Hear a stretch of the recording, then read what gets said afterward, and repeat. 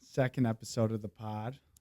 Before we get to it, we do got some housekeeping, little conversation to have with you guys, and just a question: what type of person do you want to be? Do you want to be the type of person that makes your life better or worse? If you're the type of person that wants to live a better life and learn things, then subscribe. If you're not subscribing, you're definitely the person that just doesn't care about anything, doesn't really put in a lot of effort. So be good, subscribe so we can continue to have cool conversations like this. And with that being said, Ryan, what's up? Coach, how are you doing?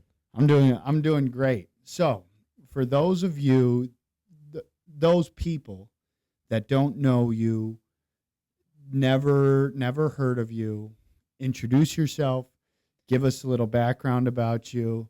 Let's go through it, man. All right. So, my name's Ryan Horn Salerno from Downers Grove, Illinois.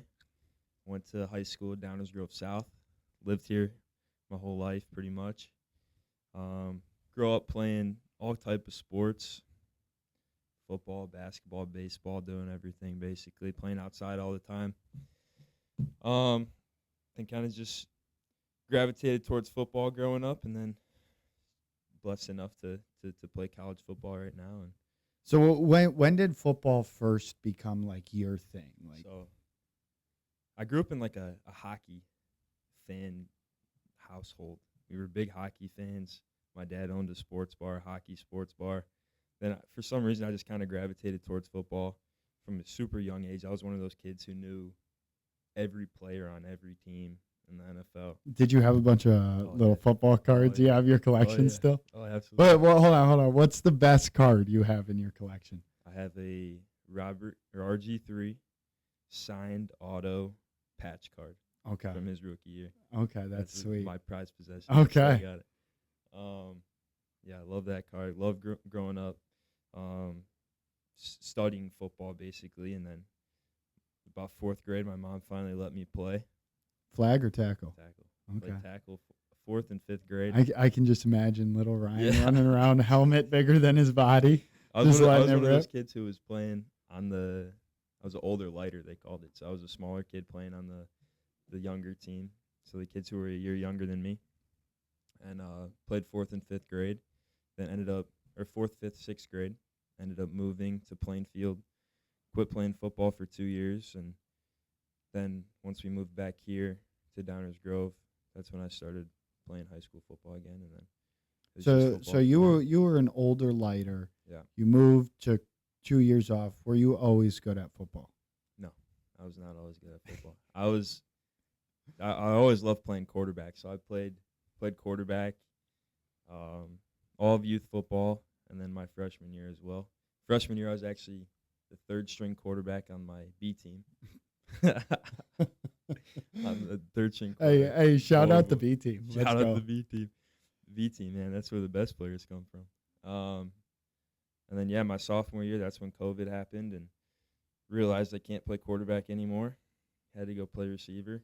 Ended up starting my sophomore year. Now, did you have to grind to get there? Absolutely. So what did that look like, that transition from quarterback to receiver? You sucked. You're third string on the B team, last on the depth chart, so to speak. So how did you make that transition? Well, it kind of just all started with just gaining as much knowledge as I could about receiver. And how'd you go about that? I did all the research I could online, watched so many YouTube videos. Haven't we all? YouTube University got so many people to where they needed to be.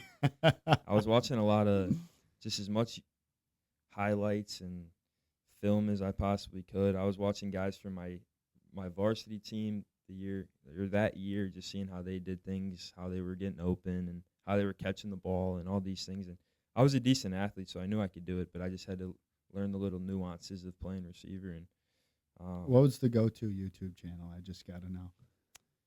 Oh, man. Well, I was watching a lot of the just NFL, what was it called? There's like NFL Play Now or something. It was just one-on-ones. I was watching all the one-on-ones and just seeing how those guys got open and how they ran their routes. And made themselves successful to the quarterback and stuff like that. So I was just trying to get Yeah. the little details in, So you get to receiver. Now it's your junior year, right? Yeah. So were you starting your junior year? You got to be on varsity by this point. Yeah. So sophomore year I played. That was my first year receiver. Ended up starting on our sophomore team. Had a good year. And then going into junior year, I thought I was going to get some playing time. My junior year, I was set up to get some playing time, and then 2 weeks before our first game, I ended up breaking my hip. So How'd you break your hip? I was running a drag route across the field. Okay. Little ball's a little high. Went to jump up. They described it to me where I pulled my quad muscle so tight where it basically ripped part of my hip bone off. They called it an avulsion fracture. Yeah, I've had one of those in my pinkies. If you look, it just my pinky doesn't bend. Much worse than the hip. Yeah, so that was my whole season right there. That was a 12-week recovery. Okay. And yeah, that was tough for sure. So you going into your junior year, you get hurt. Yeah. And you got 1 year left of high school. What does that off season look like for you? I was just trying to get close to 100% as I possibly could, and that took a long time. That was, like I said, it was 12 weeks, and I remember the day that I was cleared to jog again. I was out of the field running routes with my guys, and I was just so excited to get back out there. And I knew I wanted to play college football, so I knew I had to do something to elevate myself and just have as good of a senior season as I could. And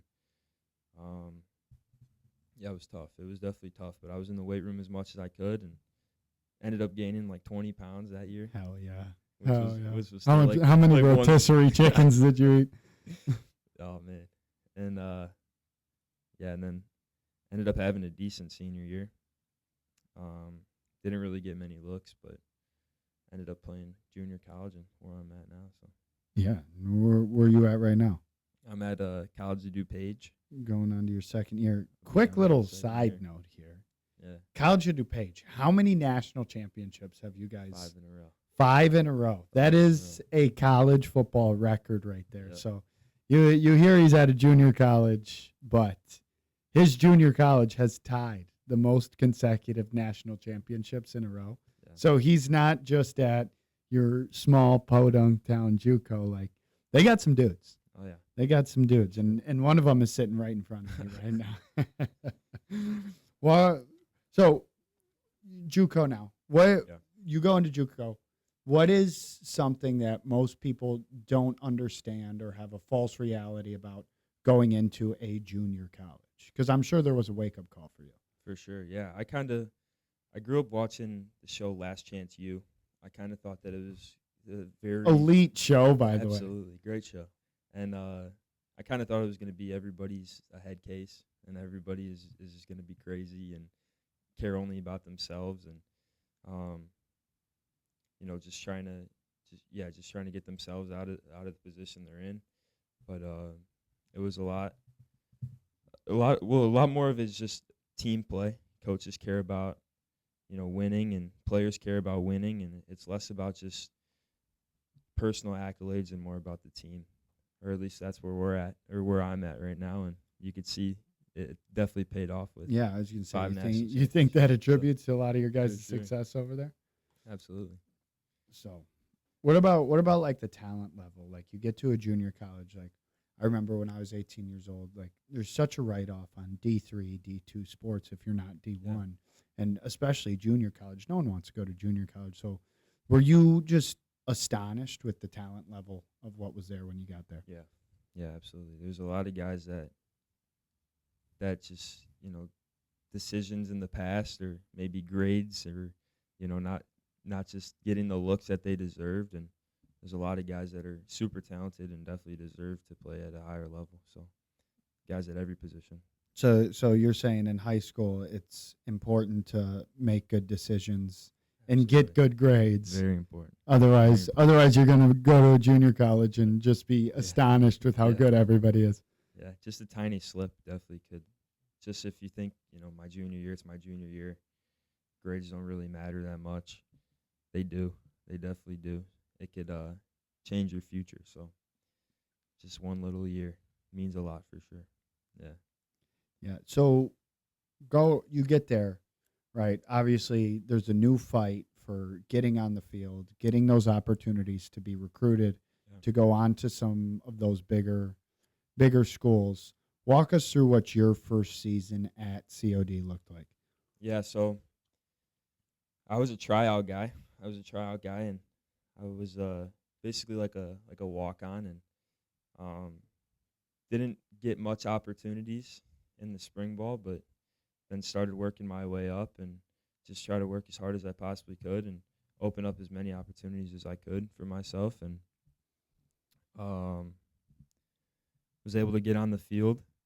Ended up being a starter towards the end of my first season, and um, yeah, man. Just, So what separates the guys that are on the field versus the guys that are not getting as much playing time as they want? Because did your first season you play as much as you want, get the targets, the looks that you wanted, or what was that? no, definitely not. I think I definitely have some work to do. Definitely wanted to get on the field a little bit more than I did. But I think that the difference is really just every day the attitude you come to practice with, just showing up every day and just working as hard as you can. There's some guys that take days off and reps off, and if you want to get on the field and make the most of your opportunities, you can't be allowing yourself to do those type of things. So it's just like with anything, the little Exactly. things It's the and tiny how details. the tiny, minute details and Yeah. how you attack those little things are going to be the biggest separator. So after your season, did you have any exit meetings or anything along those lines? And if you did, walk us through how that went. Yeah, so I had a exit meeting with my receiver coach, and basically just said you got to be able to just attack the off season as best you possibly can, and get in the weight room, and just every day use it as an opportunity to get better. And I'd like to think I'm doing that so far. So Yeah, didn't he tell you that you have to pass the eye test? he did. So My head so coach, yeah. yeah, so Ryan was a skinny little twink walking in here. Um but yeah, so passing the eye test. So like looking the part too, not just taking care of the little details. You got to be a force out there. I mean, it is football, Right. right? You can't just be little 160-pound Ryan running routes out there. You got to be able to hit people and get stuff off. So Yeah. attacking this off season, because this last season was not too long ago. So now we're attacking your off season. What has changed between your training last year to what we're doing now, and how do you think that's going to make an impact on this upcoming season for you? Yeah, I mean, there's a couple of things. I think first of all, it's a lot more intentional. Um, just attacking so many different aspects of my game, and I think one thing that's super different is just competing every day. Um, you know, you, Coco, and I in the weight room, we're competing with each other every day, and I think that's gonna really set me apart from just the guys who are going to the gym and just going to hit a bench PR and stuff like that. I think we definitely elevate ourselves, and that's gonna help me in the long run for sure. Just being around people who truly want what's best for you. So Well, yeah. And what have you prioritized this year in your training versus what you've done in previous years? Like, what's been your emphasis and what you want to improve versus last year and the year before? I think just overall athleticism, just explosiveness, and speed, agility, vertical power, everything basically. Um, before, I think last year was just like, I was more on the field, just trying to get my routes and stuff like that, little details better. But now I think it's just overall athleticism. And my first year at Juco kind of showed me that that's what sets guys apart, is that overall athleticism. Obviously, you have to have the little details that are better, but if you're just gonna outrun people, you're gonna get on the field. So Skill work is cool, but if someone's just wildly more athletic than you, gonna it get don't on. matter how skilled you are, Absolutely, right? yeah. That so are you getting to the point now where you realize that the higher you get and the more competitive sports get, the more important the whole picture is versus just being skilled or just being physically dominant? Do you think everything is important versus just unilaterally focusing on one thing? Yeah, yeah. You have to be as good as you possibly can at basically everything. So you're trying to be as good as you possibly can at everything. Yeah. What does working hard to you actually mean? I think I've learned more over time that it is just consistency. Um, just every day, just trying to get better than you were yesterday, and doing little things that you weren't doing before. And just being consistent and just getting better every day. Do you think you outwork your competition? Yeah, absolutely, for Okay. sure. What's your kind of biggest motivator right now? Because you got 1 year left of junior college, Yeah. and you're hoping to get recruited. Like, what keeps you like outworking your competition, so to speak? I know. I think I definitely see myself being able to get to a Division 1 level, and I think just putting myself in that picture of I can play at a Division 1 level, and just chasing that goal is definitely motivates me, and just getting on the field as much as I can this year, and um, making sure that I'm ready for every little opportunity I get. That definitely keeps me in the gym and keeps me going every day. What do you feel most confident in right now, and what do you feel least confident in right now going into this season? Right now, I'm 20 pounds heavier than I was last year. Hell yeah, hell yeah, I'm a lot faster than I was last year. 10 times stronger than I was last year. yeah. Just a little side note here. So anyone who walks into the weight room with me and Coco does not stand a chance. Talking to you, Kyle, in Waukegan, Illinois. Love you to death, man, but we kick your ass every time. Um, Ryan came in and he could not sniff the weight that I was putting on the bar. And yesterday the boys were ripping. We were ripping. And we got to our squat sets. And we worked up to some heavy weight, and Ryan punched the same weight that I was doing, but made it look easy as fuck. And I miss being 20 years old making those gains because it was a culture shock to me to see how much progress this guy's made here. So just wanted to let you know I felt like a bitch yesterday watching you squat. It was sick as fuck, don't get me wrong, but now I got to get my numbies up. But what's your goal with football? Like what's the end goal? And then with that end goal, like do you have a dream school you're working towards, like a realistic school? Like where do you see yourself at in a year from now with this sport? Um, Obviously I want to play Division 1 level. I think an FCS school like Southern Illinois or something like that is definitely something that I could see myself going to. But really, I just want to use football to open as many opportunities for myself as I can. I know I'm not going to play at the NFL, and I know that. But if I could open connections, just learn more as much as I can, learn as much as I can, and meet new coaches that I could learn stuff from, and I'd call that a success for sure. Just to learn as much as I can, and I know I'm gonna, learn more from a bigger school than I would at like a Division 3 level. So I think that's kind of a big motivating factor for me as well, is just to get to a bigger school so I can learn more and it could elevate me in the future. Learn more and elevate yourself from the future. So talking end goal in mind, does that mean you want to be a coach one day? I do, yeah, for sure. What do you want to coach? Do you want to be like a football coach or? I did.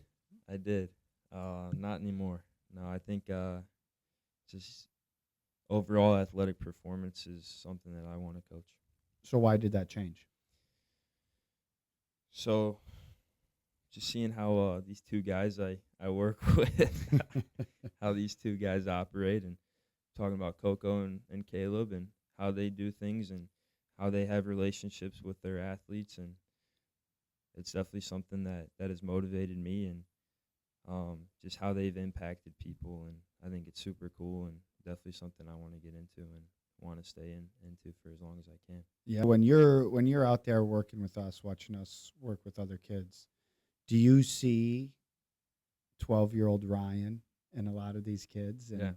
you just want to get back and get to a point where you have a knowledge base that you can help, so to speak, 12, 13-year-old Ryan Yeah. go along the right path and do the things that you weren't able to do at that age. Yeah, for sure. That's huge. I think if I was 12 years old and came into an environment like this, I would, like I said earlier, just definitely elevate my future, and that is a motivating factor for me as well. Just to help these kids, and take the little things I've learned and help them,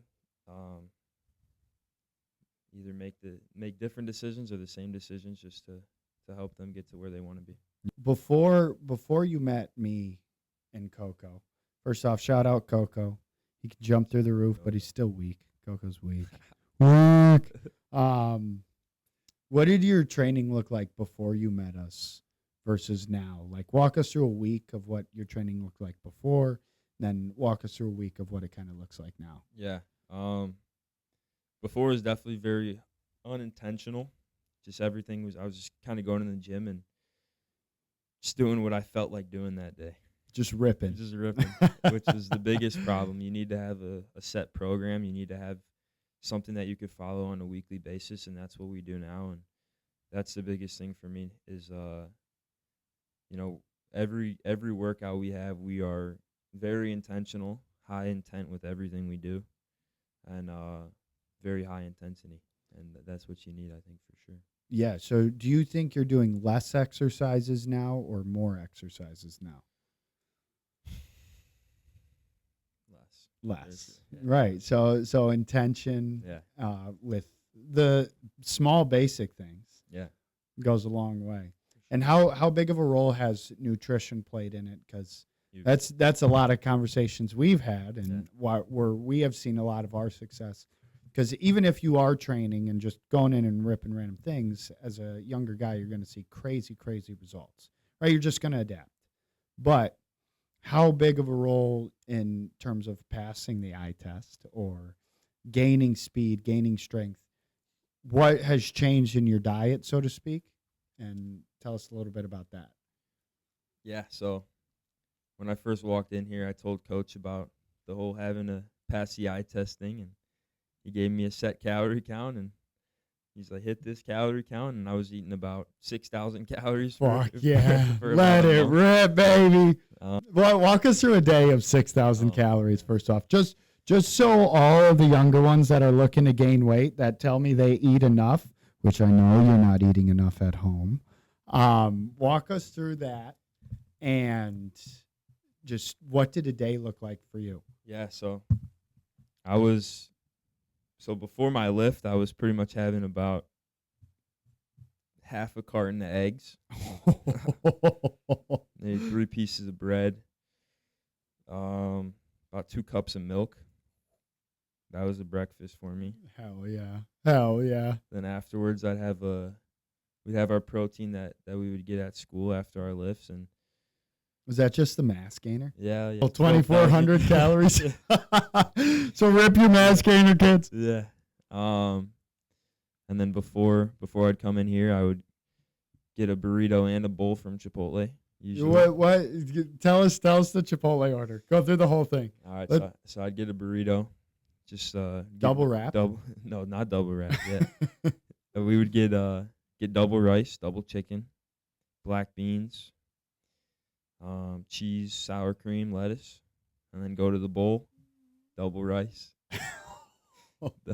black beans, double chicken, sour cream, cheese, and lettuce. And just house it. That's it. Yeah. Oh my gosh.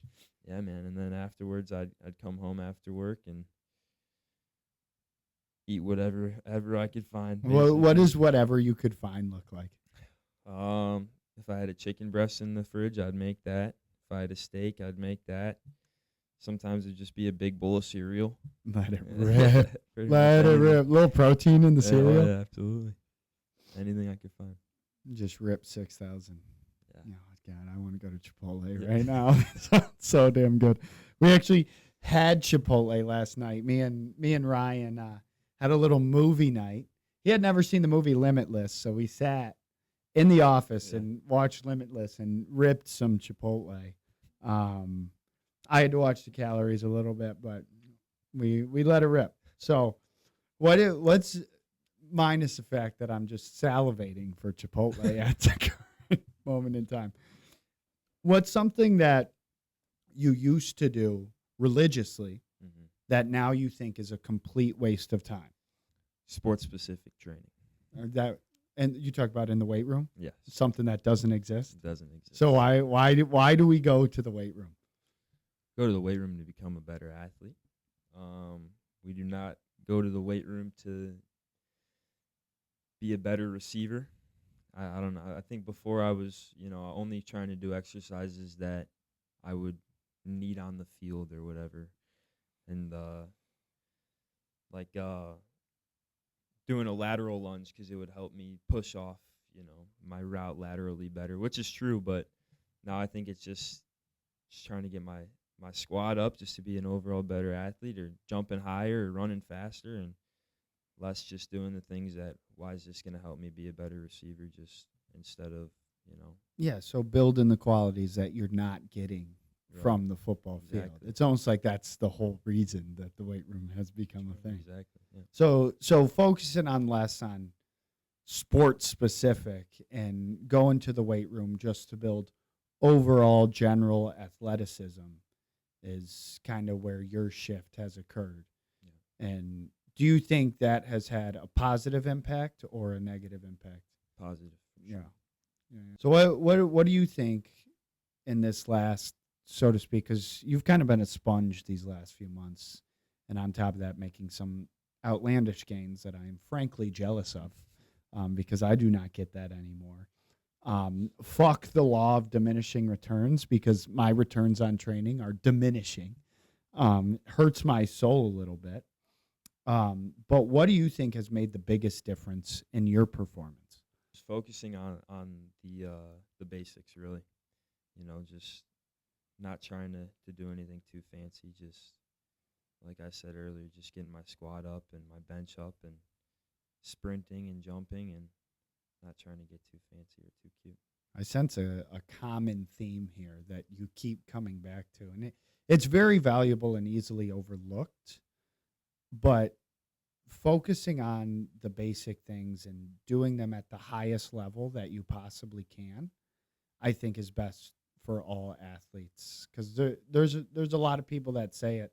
The guys that are the best do the fundamentals correct every single time, instead of focusing on the major things or the other things that, like, the super specific. Like, let's do the basic things to the best of our ability and try to perfect the most, like, basic intricate details of the game, that when the big athletic things come, they're so prepared and have such a good base that they can just perform. Yeah, I mean that's one of the biggest things I've learned. Just for sure. So what do you think's more important? Because you're a receiver. Mm-hmm. Do you think strength or speed is more important, or both? Yeah, you need a little bit of both. A little bit of both for sure. I think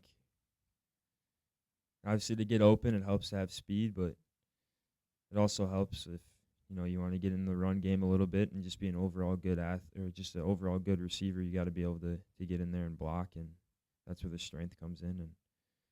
And getting tackled, you don't want to get tackled, so just being stronger than the guy who's trying to tackle you is huge.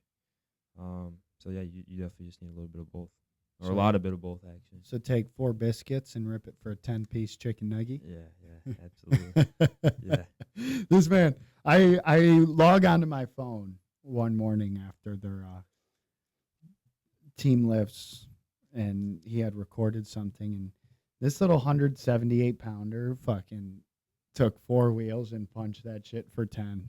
And I was like, oh my gosh. Do you think most athletes, whether it's Juco, high school, or beyond, train correctly? No. Why I not? don't. Why? Where do you think they're going wrong? I think everyone's just trying to look for, things that not the group of people are doing. Like everyone's trying to find different things and reinvent the wheel, but in reality, like we've been saying, it's just the basics, man. It really is. You got to be able to squat, you got to be able to deadlift, you got to be able to bench, and run fast and jump high, and that's you don't need to do anything too fancy. So Too crazy. do you think the environment that you're in has a major role onto whether or not your structure for everything is correct? Yeah, yeah, for sure. So instead of trying to reinvent the wheel, just do the basic things that work and be in an environment where you're going to get pushed and work harder Yeah, and all those things. So as a coach, it's more valuable to create an environment where kids are going to work hard and push themselves and try to reach new limits versus overly focusing on trying to find the next exercise that's going to get them to where they need to go. right. So Yeah, don't reinvent the wheel, just no, rip hard and rip hard in the right place. as hard as you possibly can, as hard as you can. What's your favorite lift? Like what would you qualify like your give me like a quick little like F through S tier on lifts. We'll start S tier. S tier, the back squat, dude. I love the back squat. Back squat, hang cleans, love hang cleans. Bench is getting more fun now that I'm able to put some weight on the bar. Not quite 4 biscuits yet. No, not yet. But yeah, I love the overhead press. No, that one's That's the best. it's a S tier Little for push sure. press. Yeah, just the basic compound movements I'd say are all S tier. Trap bar deadlift. Oh hell yeah. Heavy yeah. trap bar deadlift. Heavy trap bar. Heavy trap bar for the win. Yeah. What do we got for our A tier? Love trap bar jumps. Love trap bar jumps. Love barbell jumps. I love dumbbell bench press, incline dumbbell bench press. Floor press is good. Floor- That's a good one. Underrated. as Underrated hell. floor press is a great workout. What do you got for your B tier? What do we got for B tier? What would you put for B tier? What would I put for B tier? I don't know, like a Chest lateral supported raise. row or something. I love a good chest supported row. I don't know. A lot of the really good accessories that you can get away without doing lateral raises, rear delt flies, things along those lines. Nordics and S tier. N- Nordic. I'd put that in A tier. You think? Great exercise for building hamstrings. Unbelievable exercise for building hamstrings. Not essential. I think the RDL is an absolute S tier exercise. But that's kind of what I would kind of put into that B tier. And then what you got for What do we got? F tier. Let's F get right to tier. F tier. Bosu ball squats? I want to train my balance in my squat. Like, why don't you just separate them? Why don't you just fucking squat heavy Yeah. and then do some single leg work after? Any of the weird here's what I'm putting in F tier. Most of the things that anyone in Goda says is F tier. Mm-hmm. Bosu ball back squats or any of those weird Bosu ball exercises. Anything that is position specific or sport specific. Yeah. F tier, F tier, F tier. Most exercises have their time and place. D tier, I'm gonna put the pal off press. Everyone says build rotational strength. Love pal off presses. I think they're so overhyped. Like it's a great like stability exercise accessory, but if I want to rotate or build those obliques a little bit, like I'm gonna yuck a med ball. Like I'm gonna do like some type of heavy like anti-rotational movement. Like a pal off press is an anti-rotational movement, so I sound kind of contradictory here. But I'm gonna like do something where like I have to like frickin' hold it, and that thing does not want to move. Like I'm not going to sit there and do 10 reps and feel a little core activation because that's what the Palloff press is most of the time.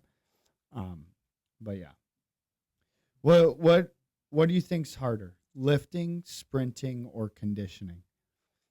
There's no right or wrong I'd answer say here. probably speed. I think Speed. Speed's the hardest to Why train. do you think? I just think it's so like very limited volume. I'd say like you can't train sprints that often. Twice a week, maybe 3 times a week. Um, so I'd say that's probably the hardest. Um, conditioning too, I guess. But Conditioning's more on the mental side. yeah, right. I don't know. They all have their parts that are difficult for sure. Now moving on. What do you think are some things that kids are doing right now or athletes are doing right now that's holding them back? I think kids my age are um definitely too into the going out life and partying, and if you're really serious about your goals, you got to be able to be disciplined and make the right decisions. So I'm assuming you're not into the going out I'm not, no, life. never really. Why not?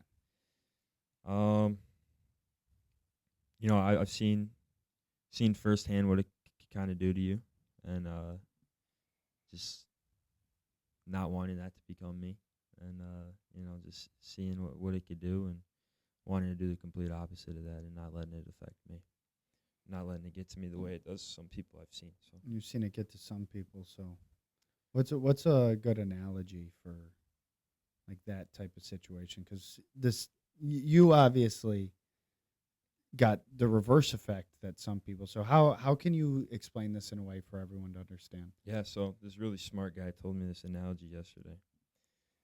You get a pane of stained glass, right? Yeah. You drop this pane of stained glass. You could either pick up a shard of glass, and it could be sharp as a knife, use it as a knife, or you could look at the shattered glass and say it's damaged, you can never put it back together.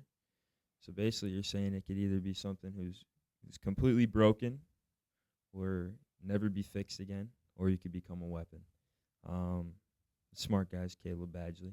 He told me that yesterday, and that was a great analogy to hear. And I think that's something that everyone needs to hear. Really, is you have two options in life. It's either make the most out of the situation you're in, or just fall apart basically, and let it affect you in ways that it doesn't need to. Yeah. And Ryan chose to become a fucking weapon. I tried. Man, I tried. Uh, so if you could go back to 14-year-old Ryan, Yeah. little tiny, little big, pee-wee football, 14-year-old Ryan, what's something you would change, and what is something that you would tell that little dweeb? Yeah, I think I would have started earlier. Started what earlier? Started lifting earlier. Started running earlier. Sprinting earlier. Um, yeah, I wasn't lifting when I was early high school, and I think that definitely held me back for sure. And then once I finally got in the weight room, it was, you get those results pretty quickly just because it's a new stimulus and all things like that. So yeah, I would definitely just say get in the weight room and start training a little bit harder. Yeah. Get in the weight room. So guy like you, right? Yeah. Trying to get in the weight room. Where you've learned a little bit now, but you don't know it all. I don't know it all. Where's the first place that most kids are going to go when they're trying to get in the weight room and do stuff? You're going to look it up, right? Yeah. Go to social media. Right. Do you think social media is helping or hurting athletes? I think hurting, to be honest. Why so?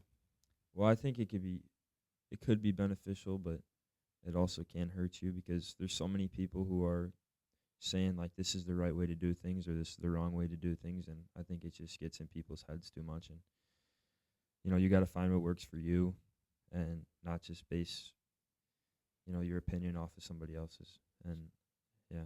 So being open-minded Right. and not an absolutist, so to speak. Right. Like being able to digest different things and figure out what's going to be the best plan of attack and what is ideally better for you. So for the kids listening that are going to social media to try to figure some of this out, who are some good people they can go to look towards to get a really good idea of what training is and how to do it properly with all of that fluff out there? Like, who are some good people they can go and learn from? And don't say me, because I know I'm the frickin' best. Well, a guy that I've learned a lot from is Blaine McConnell. Oh, dude, he's Blaine an McConnell's animal. sick, dude. He's an animal. Tim Riley. Those type of guys who are just freak athletes, and they're not just guys who are going to sit behind the camera and say this is how you do it, but they actually go and do it. I think those are the biggest guys you should be following.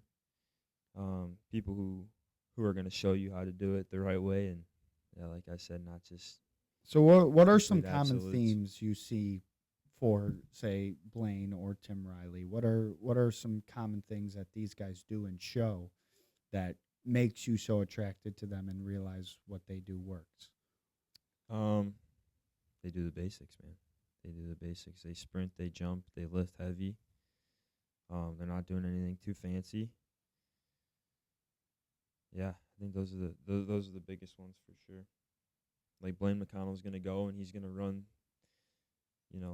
23 miles an hour, and then right after that go power clean. So I think that's super cool to watch.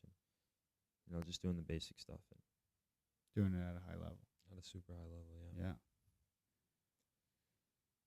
Shifting on, we'll call this our locker room segment, Juco Life, right? How competitive is your receiver room over at COD? 5-time national champs. What does that look like? We got some players, man. We got some great players. We got a great coach who's played at a high level and definitely elevated all of us to go on and do better things. And yeah, we got some guys, man. Got some talent. A lot of great athletes. Where do you think you fall in that room? I'm not trying to get you in trouble here. Yeah. We'll see when we get out there, but I know I've gotten a lot better than I was last year, so we'll see where I fall. But yeah, hopefully towards the top. I know I could be a leader, be more of a leader, and hopefully that'll help the guys around me get better as well. So. Yeah, because I can imagine you're not much of a vocal guy out there. You can be. So what are some things that you think you can do to become a better leader that you're not currently doing? Yeah, well, I've always just thought, lead by example. Just go out there, and if you go out and for your rep, you run your route 110%, that's gonna have the guy next to you do the same thing. And so if you let your actions speak, then you don't really have to say much. So just trying as hard as you can, and then let the guys just follow behind. Who's the funniest guy in the locker room? Nate Foster. Nate Foster. Shout out Nate Foster. Who's a guy on your team that's the toughest? Like who do you just not want to fuck with? Oh man, Ty Carlson. Ty Carlson. Shout out Ty Carlson.